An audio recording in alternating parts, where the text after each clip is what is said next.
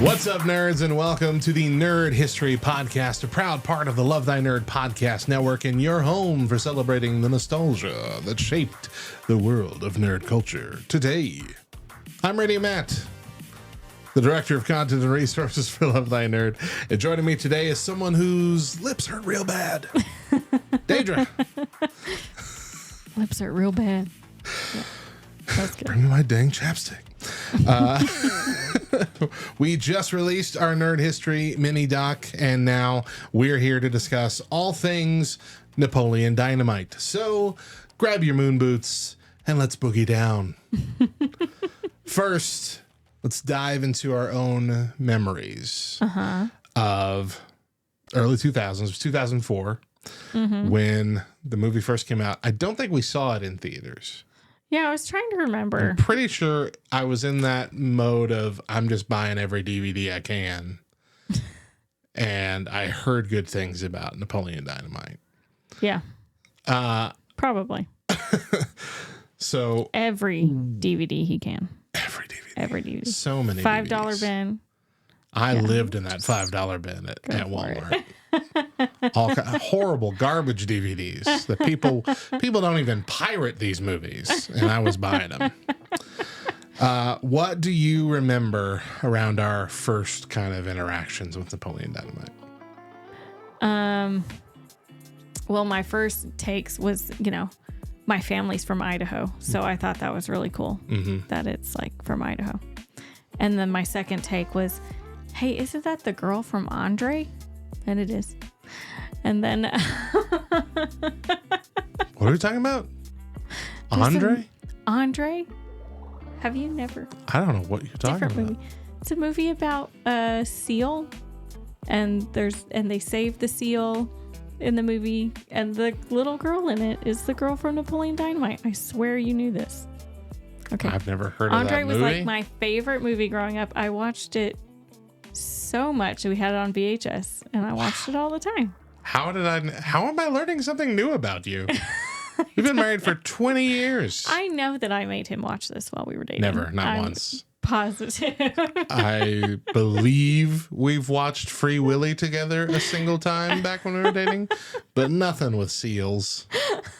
I'm not into... Look, save all the animals. Yes.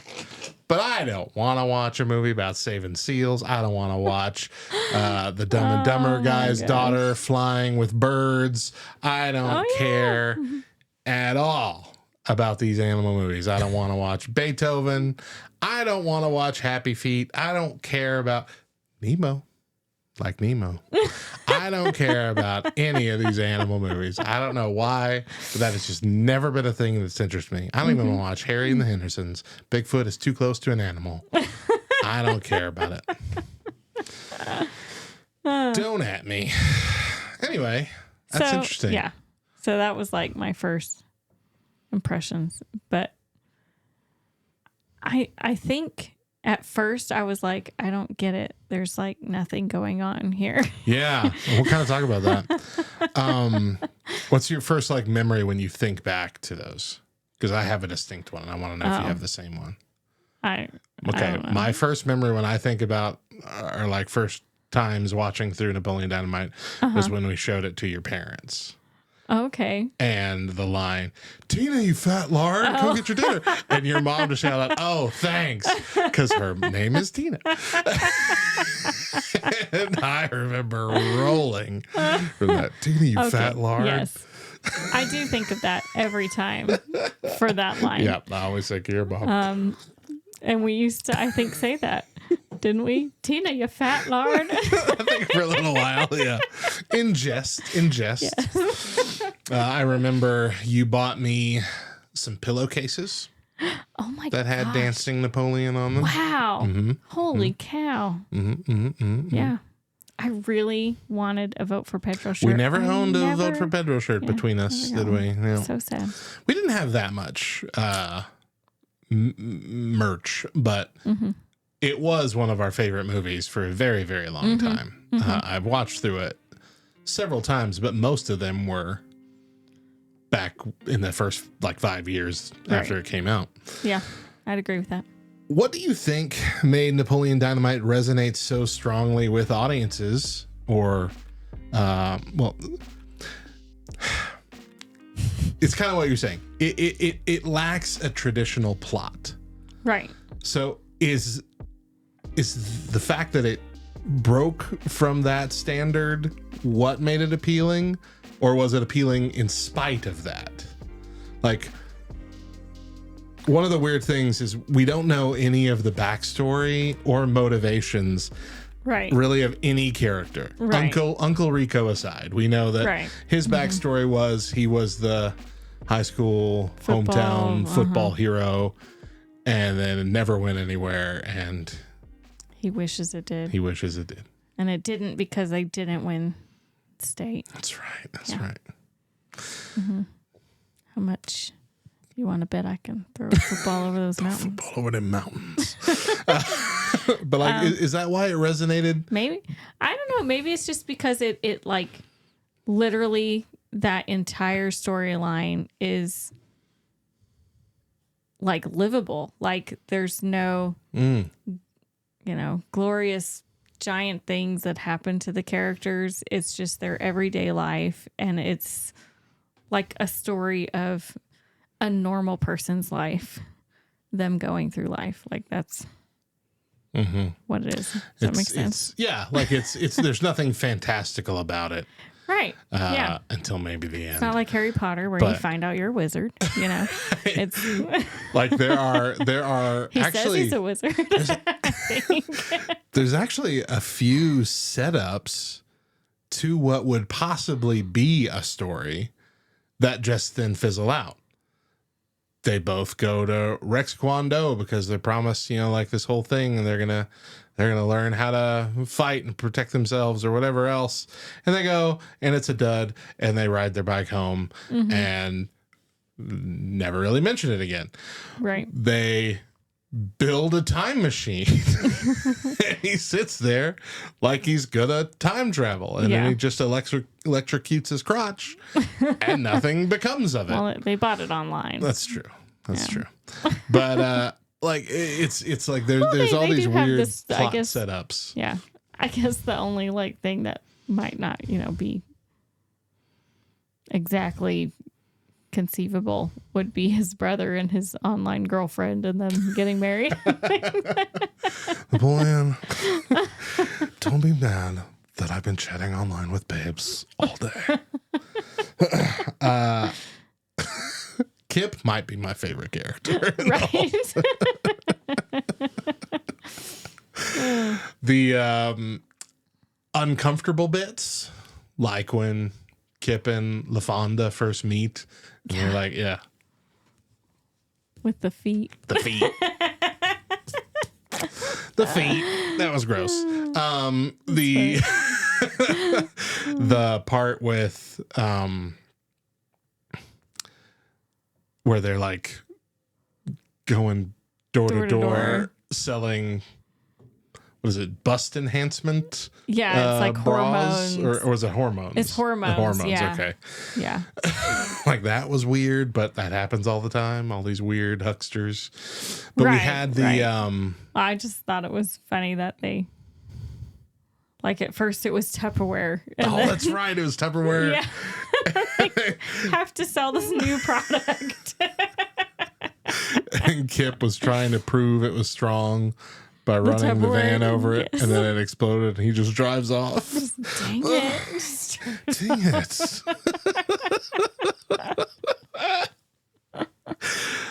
We had the weird 4-H people and the weird guy that Napoleon was like working for the day. He's just trying to get some cashola. Yeah. Can't find my checkbook. Gonna have to pay in change. And he finds out that's like $1 an hour. It was very mundane, but just off enough that it felt surreal. Right. Yeah. So I can see it. With how the film portrayed awkwardness and social isolation in a way that's both humorous and sincere, do you see any parallels to your own life or like high school or school in general? As you saw in here. I know I hated high school and I couldn't wait to get out of it. So. You hated high school? I hated high school. Oh my gosh. I loved high school. I was so ready to leave. And maybe I'm thinking more of that last year when you were gone, right? Oh, yeah, that's right. You leave without me being there. You and all who would want to be all there? my friends were your friends, so they're all gone. You just leave me to fend for myself for my senior year. Mm-hmm. The flounder in your last year. I could not wait to be done with high school. And it was exactly that, like, you know, the cheerleader girl, you know, I was definitely the awkward one. Not the side that ponytail one. Yeah. I don't know. I wasn't an esteemed photographer, though. I was not. That's true. Not trying to create a career. Glamour photos. Oh, yeah. That's the one. The idea of like being a part, like he was part of that weird Happy Hands club or whatever. And, you know, they never really elaborate on it. It's just like, this is cool. You're a part of weird clubs. Like I was a part of nerdier things, like the journalism, Purple Press. Did you do the chess club like in I did chess club in junior high, I think. And we had 2 meetings ever. I was sergeant at arms, I believe. I was voted sergeant at arms. I can't tell you even know what that means. Okay. At all. I don't think I knew then either. You're just they just needed somebody to be all these roles apparently, and then us never meet again. I think sergeant at arms is supposed to be like the security. Maybe you were supposed to plan the meetings, and that's why they stopped. Oh no.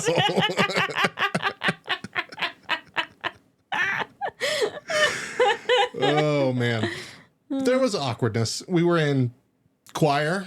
And you were, well, you weren't in band in high school, were you? No, just junior. Just junior high. Yep. Just trying to, I mean, journalism. There was a lot. Yeah, there was a lot of awkwardness, but I feel like it was all normal. Like I don't feel. I did ceramics my senior year. That was like my highlight. That was cool though. I found out I was really good at it. You were. Yeah. You were indeed. I feel like all of our awkwardness was like normal awkwardness. I'm not remembering anything particularly like scarring. Yeah, I certainly wasn't bullied in the halls and pushed around. Yeah, well. No one smushed my tater tots in my pocket. Get on. What would Napoleon Dynamite have been successful if it were released today? I don't know. Because you got to think about the way TV and movies were in the early 2000s and late 90s. This kind of purposefully awkward, quiet, just normal people living life kind of format wasn't really popular. It wasn't really until maybe The Office that kind of we're looking at a slightly absurd version of real life became like a standard in television. I feel like if it was released today, it would just be white noise. Like too much of that kind of stuff is already out there. Is it because of Napoleon Dynamite? I would say they were a groundbreaking part. Now we got it. So if we're doing timey-wimey nonsense, then yes, if that didn't happen, maybe none of this would exist. But would we have The Office? Oh my gosh. Yeah, probably. So I'm pretty sure the UK version of The Office was already going on around this time too. Maybe. But the British people were weird. Still are. And it's only when we take over and do our version. Well, that's not true. The IT crowd, we tried, I think, 2 different times to do our own version of the IT crowd, and they failed spectacularly both times. Joe McHale was supposed to do the IT crowd before he got Community. And I watched, somehow the pilot got leaked online. And I remember watching it going, oh boy, he's not funny. And he's very funny in Community, and he's very funny in like Talk Soup and all the, or the Talk, whatever it was he did. All the other shows that he's done, he's hilarious. He was awful in this pilot. I'm like, he's not the guy. But anyway. Apparently he's better at playing a cool guy than a nerd. I guess. That might be why. That's probably why. He's better at being the presumably cool guy than the obvious nerd guy. Yeah. It's better when he breaks into nerdiness on occasion, and that becomes like a moment, like it did several times in Community, as opposed to starting there and then trying to build up from it. I've never deconstructed that before until just now. Well, you're And that's welcome. exactly why. What do you make of the failed animated series revival? Never watched it. Don't plan to. It's only, I mean, it would only take you an hour and 40 minutes because it got canceled real quick.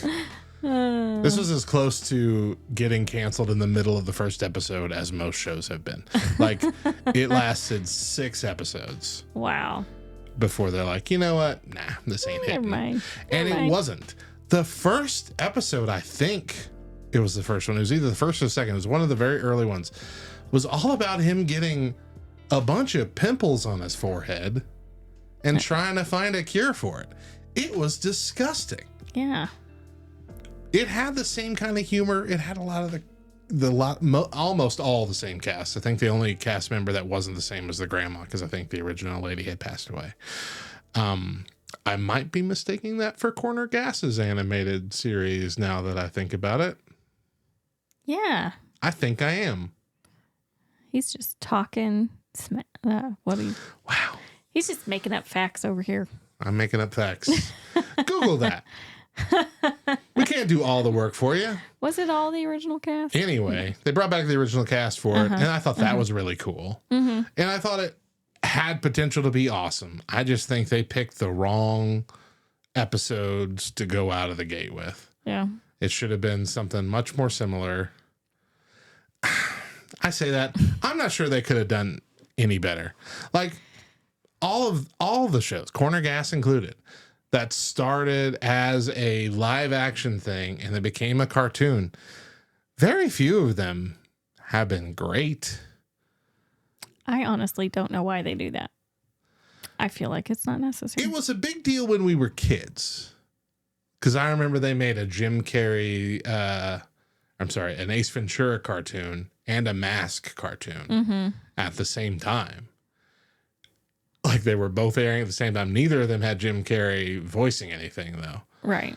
But it was such a meta thing that they were both played by Jim Carrey that at one point they had a crossover Oh my gosh. with both of them, despite being wildly different animation styles, too. They had them cross over because they were technically the same actor, even though they weren't in the animated series, which was weird. a weird meta thing before meta was really a thing. But like, they did that with the meta before Ghostbusters. meta. Yeah, they did that with Ghostbusters, Men in Black. All of them had like cartoons. None of them were great, but most of them were Saturday morning fodder. So they just needed stuff for kids, and kids will watch anything. I've seen what our kids watch. It's garbage. And they love it. And they think they'll it die is for it. so hilarious. My goodness, will they die for it? But when you translate that to adults, it's harder to hold that baton for the thing that you love when it's not great. It's got to be spectacular to really cling on, because it's a whole different medium, which means it's a whole different vibe. And one of the things I recall about Corner Gas's animated series was like, they got into the fantastical. They did things that they couldn't do in live action because now they're animated. Right. We don't want that. We want the same show, just animated. Just animated. Yeah. Don't do weird, wacky things. Don't do that. That's what they did with Napoleon Dynamite too.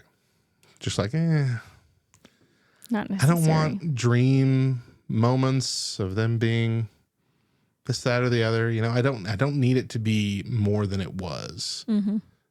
I need it to be more like it was. Mm. So, we're going to talk about pimples in the movie. Forehead pimples. No, not at all.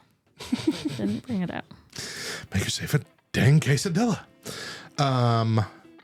What do you think the moral behind the movie is? No matter how weird you are, you can make a friend. That's a good moral. There is a competing idea that the moral is two different things that cancel each other out. Ooh. What are they? The first one is be yourself. Okay. Pedro, Napoleon Dynamite, all kind of learning that lesson. Uh-huh. The other idea is change for others. Kip, Rico, Napoleon Dynamite, all changing for other people. Is it be yourself? Is it change for others? Wow. And so in reality, it's like, no, there is no moral to this movie. But friendship. Yeah. Friendship overriding all. That's always a good lesson. Mm-hmm. You can find your weirdo friends. The best piece of advice that I could give anybody who feels awkward and wants to become a part of a friend group, and this works in school and this works as adults too, is when you're at a place where they're all gathered around, the people you want to hang out with, and they're gathered around talking, you just go and you stand with them. And you just be quiet and you just nod and you laugh and everyone's laughing. And when the opportunity arises where they start talking about something that you know something about, you chime in. Not forcefully, just briefly. You chime in, something interesting or funny. Mm. And you'll be welcomed in, and it'll be like you've been there the whole time. Worked for me 3 different times throughout school. You just kind of... I will absolutely go. By osmosis. Yeah. I will absolutely go over there and join the group and stand there. But I will not speak up. That's true. That's why if you're like that, then you need a boyfriend who's already a part of a friend group, who you get in by proxy, you know. Yeah, exactly. There are always rumors of a sequel, which would be set at this point 21 years later. Right. With Napoleon being a grown man, possibly a father to a teenager that is either exactly like he was as a teenager or the complete opposite. And he's like really cool. Mm-hmm. Should we? No. Could it be good? No. I don't think so. No. Do not go ruining Napoleon Dynamite, because I know what will happen. It won't be Deb, or it was Deb, and then they got divorced. No. Don't go ruining poor Napoleon Dynamite's what happened to you, Dad? Happy life that he had. Deb left me.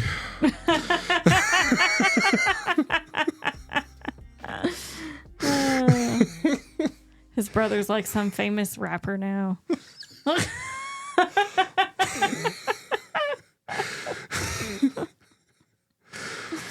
Yeah. Kip was on the Tonight Show. Tina died. It's just sad, Napoleon. Yeah. Yeah. Mm-hmm.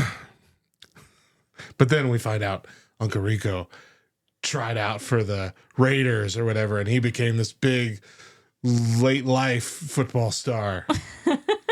And he's not living out of his van anymore. It could have been a whole lot of weird fun, but yeah, it would ruin it.